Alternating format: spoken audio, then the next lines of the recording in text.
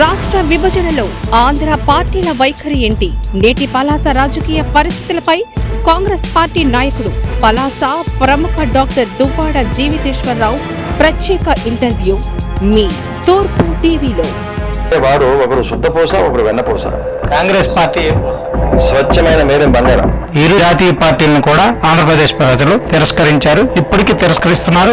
ఈ ఎలక్షన్ తర్వాత యథాతథంగా కాంగ్రెస్ పార్టీకే వచ్చి వైసీపీ ఉండదంటారా? దేశానికి సర్వం దారబోశారు గాంధీ నెహ్రూ ఫ్యామిలీ. దేశాన్ని నిర్మాణం చేశారు, ఈ రాష్ట్రానికి అన్యాయం కూడా చేశారు. సమాజాన్ని గురించి మీరు పూర్తి స్థాయిలో అవగాహన ఉన్న వ్యక్తిగా కాంగ్రెస్ పార్టీ ఆంధ్రప్రదేశ్ ప్రజలకి మీరు జర్నలిస్ట్కి మీరు క్వశ్చన్ వేయడం కాదు, జర్నలిస్ట్ మీకు క్వశ్చన్ వేయడానికి వచ్చారు. ఇక్కడికి ముఖ్యమంత్రి నాయకత్వం ఉందండి. మీరు ఎక్కడ పోటీ మీరు ఎక్కడ పోటీ ఎంపీగా ఎమ్మెల్యేగా? మీరు ఇక్కడ పలాస నియోజకవర్గంలో ఎమ్మెల్యేగా పోటీ చేస్తున్నారా? పార్టీ పోటీ చేయమంటే పోటీ చేస్తాను. ఎంపీ ఎవరు?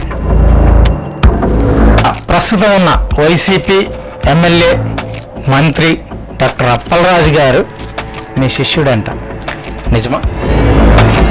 అంటే అప్పుడు నాయకత్వాలు అటు శివాజీ గారు ఎమ్మెల్యేగా ఉండేటప్పుడు వీటి గోళ బయటకు లేదు. కారణం ఏంటంటే ఆయన కంట్రోల్ చేసేవారు. ఒక 6 నెలల క్రితం మీకు మీ శిష్యుడు డాక్టర్ అప్పలరాజు వైసీపీ పార్టీ నుంచి ఎంపీని చేస్తానని మీ దగ్గరికి కబురు పంపించటం వాస్తవమా కాదా? 3 రాజధానుల్లో వైజాగ్ రాజధాని అయితే 3 రాజధానులకు మీరు కట్టుబడి ఉన్నారా? కాంగ్రెస్ పార్టీ 170 సీట్లలో పోటీ చేస్తుందంట. 170 సీట్లలో పోటీ చేసినప్పుడు పలాస నుంచి మీరు పోటీలో ఉంటున్నారా, లేకపోతే మీ వ్యక్తులకు ఎవరికైనా ప్రపోజల్ పెడుతున్నారు? క్లియర్గా చెప్పండి. పార్టీ ఏం చెప్తే చేస్తాం.